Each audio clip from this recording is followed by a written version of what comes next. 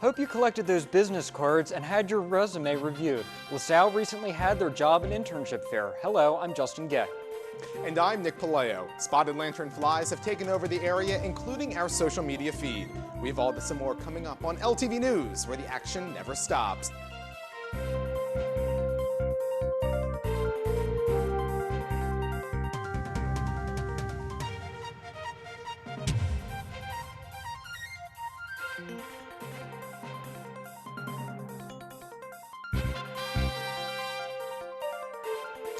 Hello and welcome to LTV News, where we bring you everything from 20th and Olney Avenue, Philadelphia, and the world.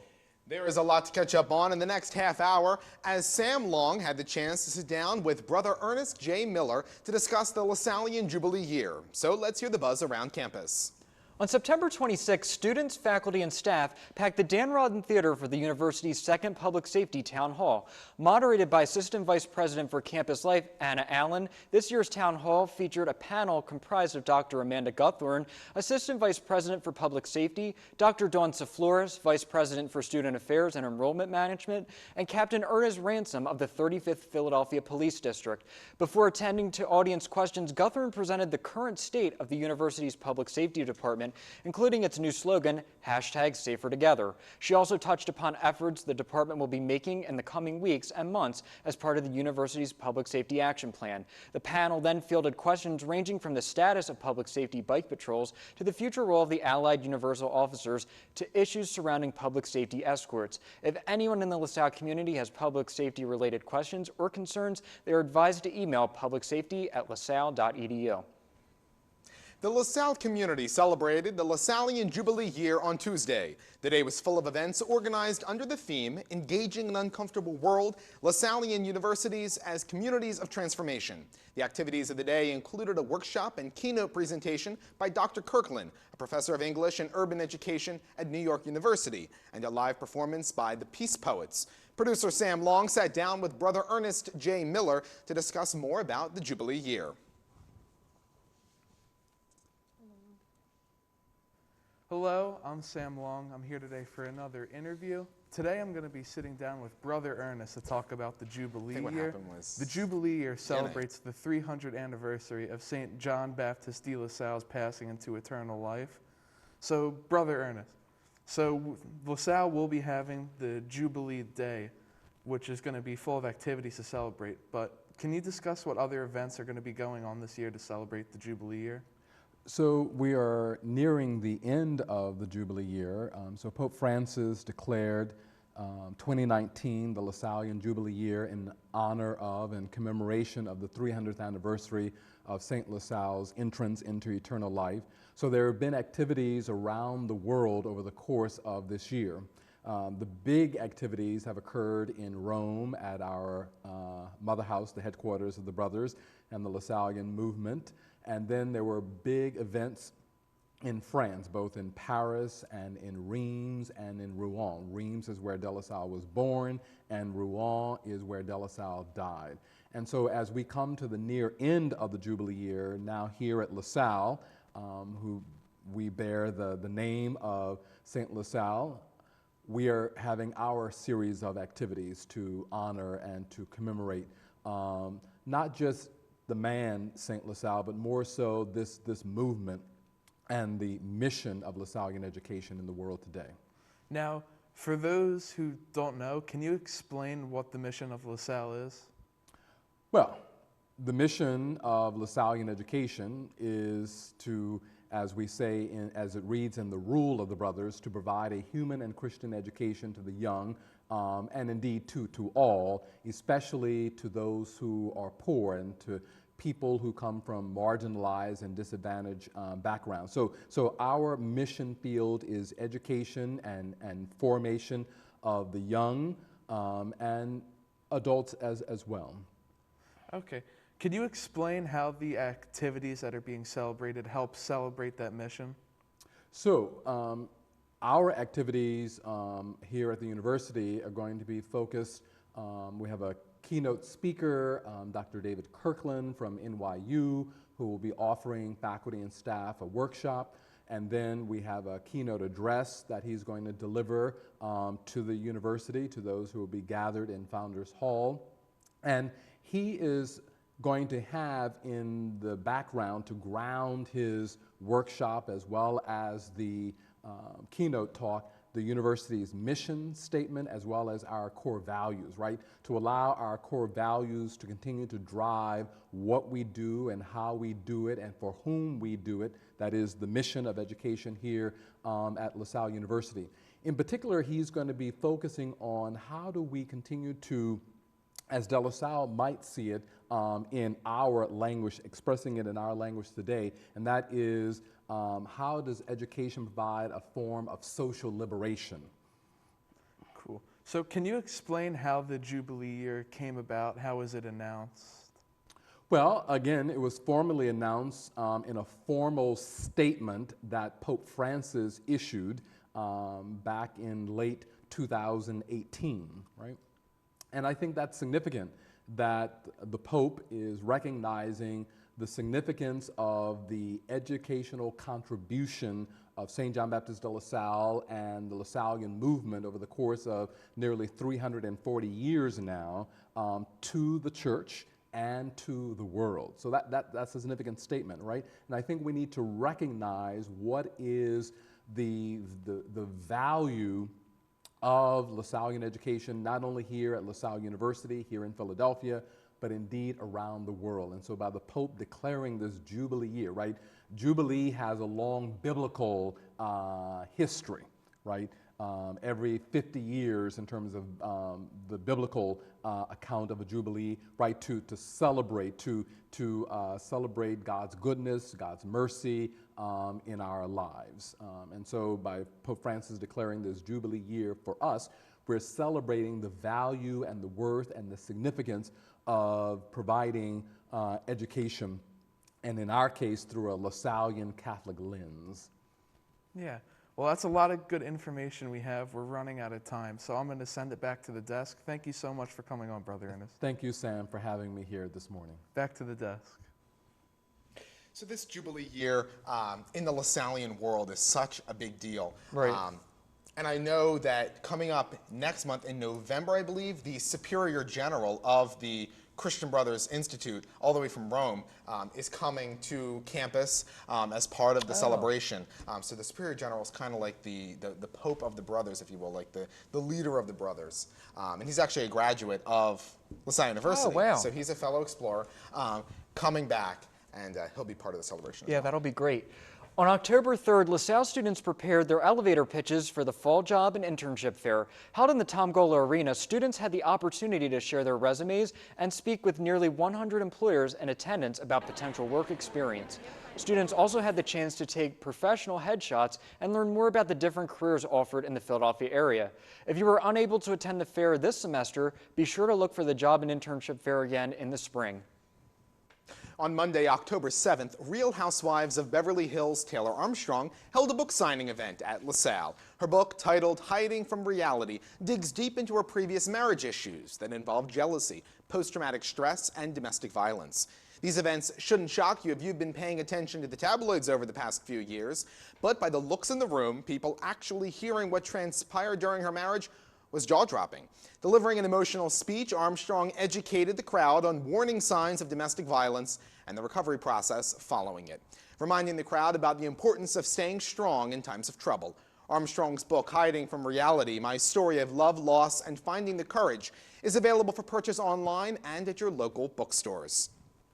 Last Saturday, LaSalle hosted its 8th annual health fair. Producer Sam Long and Nick went to see all the activities that the event had to offer. Check it out. On Saturday, October 5th, LaSalle held its 8th annual healthcare festival to promote a healthy lifestyle for students in the local community. This is just a great opportunity for, the LaSalle community and our neighbors to get together in fellowship, over healthy eating, live performances, fun games, things of that nature. So it's just a great opportunity for all of us, everyone in the Belfield, Logan, Alany, Germantown community, or even the greater Philadelphia area as well. The event also featured many vendors and tables giving out free information and items to help promote the healthy lifestyle. Also, the event featured many live performances from the local community. Here, whenever I needed you, you was always there. I was always greeted with a hug and a kiss. Many students from the LaSalle nursing program were also at the event to help run tables and give free screenings to anyone who came out. So the nursing students are here to take people's blood pressure and educate local community members about cardiac health. LaSalle students were not the only students in attendance to help give medical advice. We're representing the optometry program at Salle University, specifically the Eye Institute, just here to inform everybody how important eye health is and annual eye exam, especially a diabetic eye exam. For LTV News, I'm Sam Long. The health fair is always such a great event for LaSalle and also the surrounding community, definitely demonstrating how we are staying connected and keeping the community around us informed. I remember going last year with you and doing a package, and it was really, I liked everything. It was really neat. They had, the Philly police, I think, were there, the fire they were department. there this year again. And also, it came up a little in the package I saw, but they had like a guy who was a motivational rapper. Wow. This was something different. It was like a motivational speaker, but communicating obviously through rap. Excuse me, talking about healthy eating, smoking, different preventative health things. But it was pretty interesting. Yeah. Well, it's time for our first break. But coming up, Philadelphia becomes the first city to ban cashless stores. Stay tuned.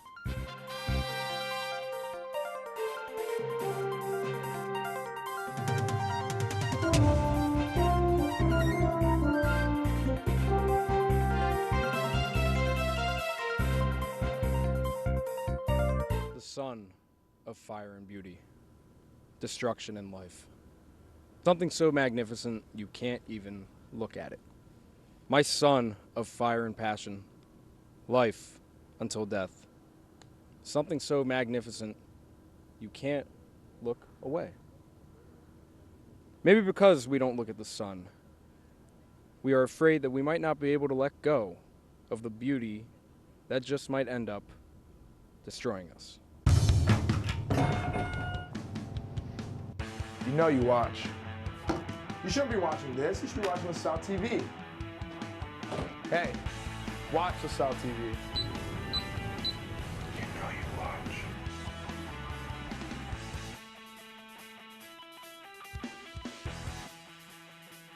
Man, Keegan is taking this You Know You Watch thing way too seriously.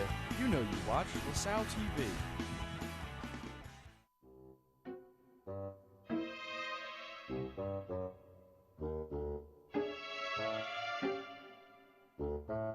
When you miss an episode of Q&A,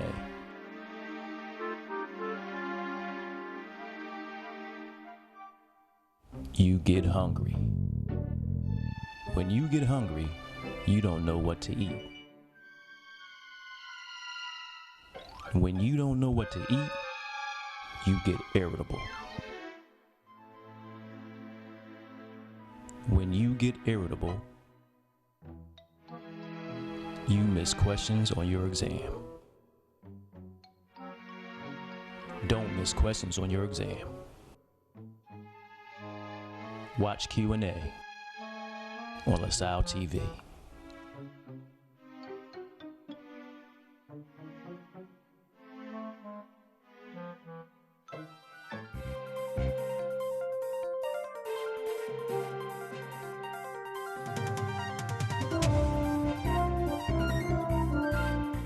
Welcome back. In late September, a federal judge ruled that supervised injection sites constructed to lower overdose deaths does not violate any federal drug laws. The injection site allows for drug users an area that will allow them to safely inject and will have medical help nearby. This program is an attempt to lower Philadelphia's 1,100 overdose deaths annually by having medical help response quicker and to steer users into treatment.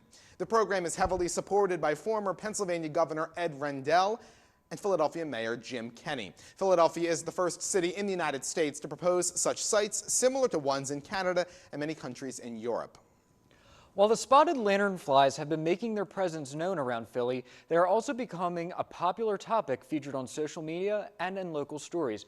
Rather than fear its threat to our environment, companies have embraced its existence through the creation of merchandise. Amazon is selling t-shirts that encourage people to get rid of the insect. D'Amelio's Old Water Ice Treats in Philadelphia sold a spotted lanternfly-inspired treat that looks like the wings of the notorious insect. And of course, costumes have been created right in time for Halloween.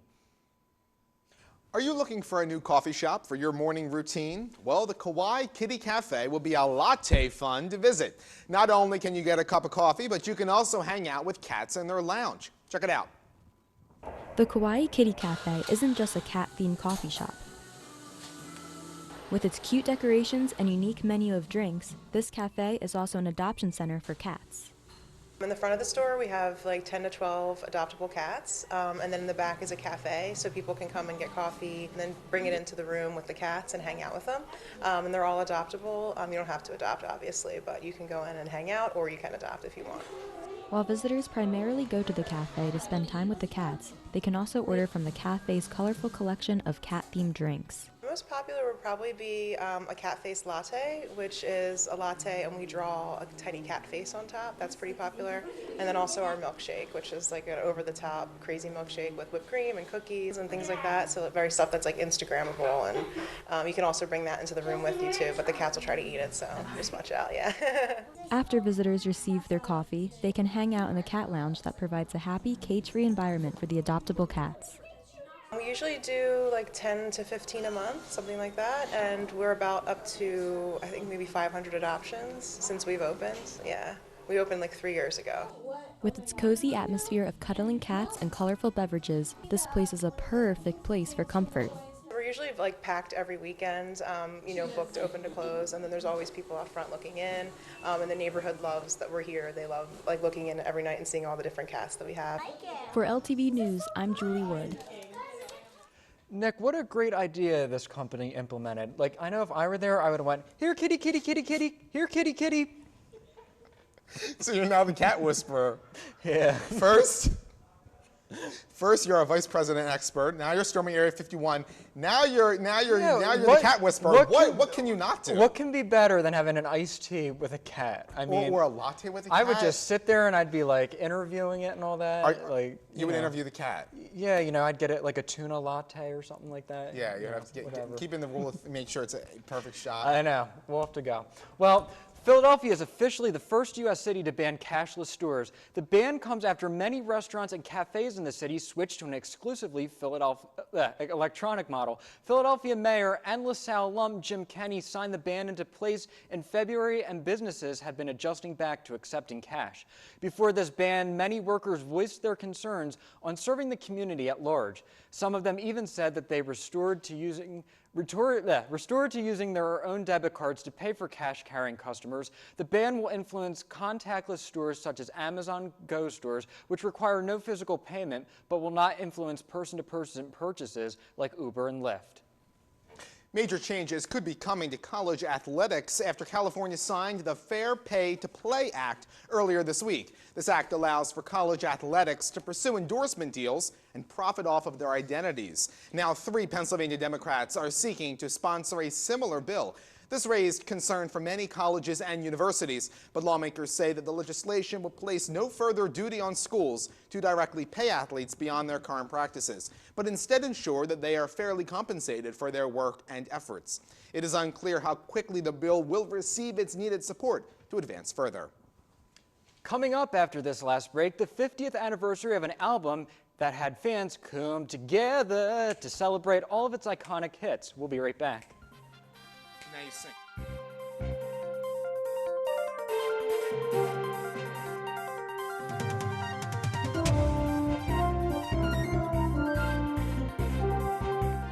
Oh my God, I swear, these sports show hosts just get dumber and dumber as time goes on. Like, I can't believe people are actually paid money, real money, more than what I make at my job to say this stupid stuff. Like, I can't believe this crap. Oh my gosh. I'm about to lose it. I'm about to lose it. Like, this is just, how can they even... Hey, what you doing? This stupid sports show. These people have no idea how the game of basketball is played. Not at all. Hey, you're not you when you don't watch LaSalle TV. Here, let me show you. Have much more left, but the only reason why for everyone else it's a one-year rental.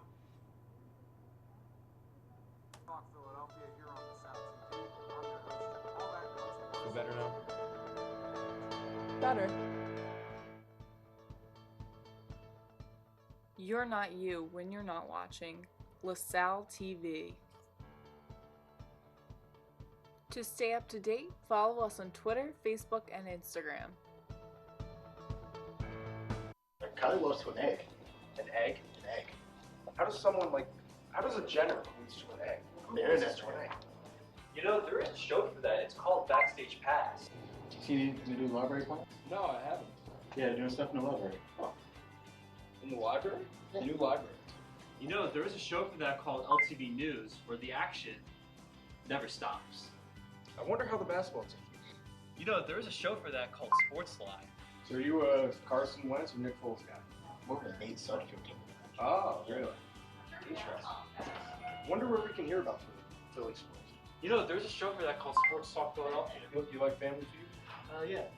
You like all shows like that? Yeah. I wonder if LaSalle has a show like that. That'd be kind of cool. There is a show for that called Q&A. I really wish that we could just display our talents. Yeah, me too. There's a show for that called Explorers Got Talent. All this and more on LaSalle TV.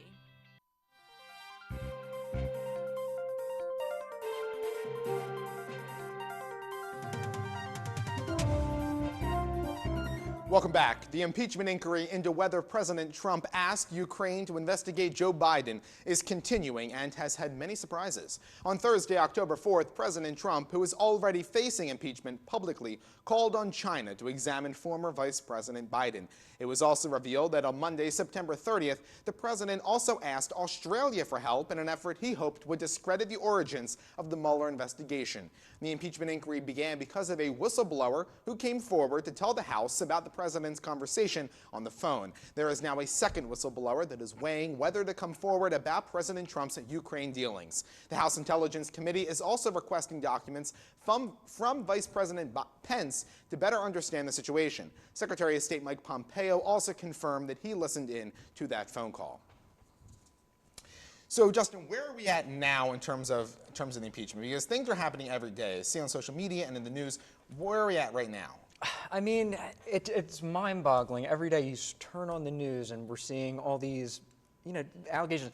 My opinion, my thing is, I think the president should cooperate with, the House Democrats and all that, because if you're hiding, it looks like, it's ridiculous in my opinion. Like, they need to be working with the Democrats. Right, that seems most logical. We'll have to check in on that as it goes. Right, so last week the Beatles' Peninsula album Abbey Road celebrated its 50th anniversary. Thousands of Beatles fans made the pilgrimage to West London recording studio from which the album takes its name to mark its anniversary. The number of fans at the famous crossing made the day a nightmare for local drivers, with traffic being jammed for most of the day as fans tried to recreate the album's iconic cover. Along with the celebration, the album made it back on the Billboard Top 10 for the first time since its release, hitting number 3 in the United States and number 1 in the UK.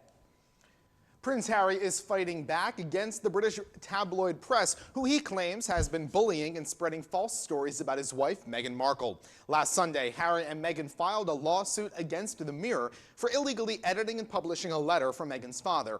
Additionally, they are suing the Sun newspaper for alleged phone hacking. Harry also released a lengthy statement addressing his past experiences with how harmful the tabloid press can be, and he wants to make sure that Meghan does not face the same treatment as his mother, Princess Diana, who died in a car accident in 1997 after being chased by the paparazzi. He stated, quote, "My deepest fear is history repeating itself. I lost my mother and now I watch my wife falling victim to the same powerful forces."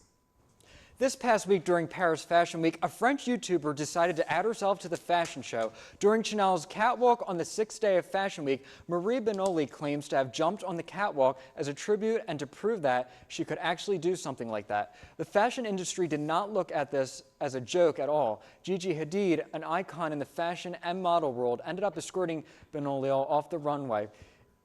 In a calm fashion. Benoli is being referenced as the catwalk crasher, and the fashion world is not taking what she did lately. A new kind of attraction has opened up in Bahrain. Dive Bahrain has billed itself as the world's largest underwater theme park. Sitting deep underneath the Persian Gulf, the park takes up an area of over 1 million square feet. Their main attraction, a decommissioned Boeing 747, was stripped of all toxic materials and submerged to the bottom of the ocean back in June. Other attractions include a variety of statues, a replica of a traditional Bahrain pearl merchant's house, and an artificial coral reef. On top of being a unique experience for all divers, the park is designed to, quote, provide a safe haven for coral reef growth and a habitat for marine life. Interested visitors can book visits at Dive Bahrain's official website. Seems pretty cool. Yeah, I'd want to go. It's on my list, I think. On your bucket list? No, not quite that, but if I had an opportunity to go, I would. Yeah, so it looks like this is just for, because at first I was looking at the story and I'm like, an underwater theme park, and then I didn't put two and two together that it's for divers. Right, yeah, yeah. So it's like looking at diving, I guess it's something different than just looking at your average Well, I think it coral was reef. cool, what is it, the decommissioned Boeing 747? Yeah, that should be I think, yeah, that would be really neat to dive into and see what's going on. Yeah, especially as like, what time period is it from? Is it from like long ago or? Yeah, well, it's time to transition to trends. What happens when a cooking company and Star Wars come together? You get a Pan Solo. To promote the upcoming Star Wars movie, Rise of Skywalker, a line of cookware was released in honor of the series. The Star Wars-themed collection of cooking products was created by Le Creuset, with products ranging from $20 to hundreds of dollars for specialty items. Fans can purchase cookware that features iconic elements of the series, such as Darth Vader, the Death Star, and R2-D2, along with other favorite characters from a galaxy far, far away. The collection will be available on November 1st, while the new movie will be released in December. It's quite interesting, Nick, I'll So say. what do you think? On your Christmas list? Yeah, I like the Han Solo pan that looks like when he's frozen in the carbonite like this. Like, wonder if it makes an imprint. Is that one of them? I can't see the monitor. Yeah, yeah. Yeah. I mean, it would be cool. Are you a Star Wars fan? Yeah, I mean, I'm a bigger Star Trek fan than Star Wars, but I don't know. I still like the older movies, not the new ones. Nice French, by the way. Le Creuset. I hope that's correct. I don't know. Well, that just about does it for this episode, but be sure to find us on the web, as well as the rest of LaSalle TV on our Facebook page. We love to hear your thoughts, so tweet at us using our Twitter handle and start the conversation. If you missed the scoop and want to see it, find us episodes on YouTube on our LaSalle TV Philly page. Until next time, for Justin, Sam, and the entire crew, I'm Nick Palayo. Thanks for watching LTV News, where the action never stops.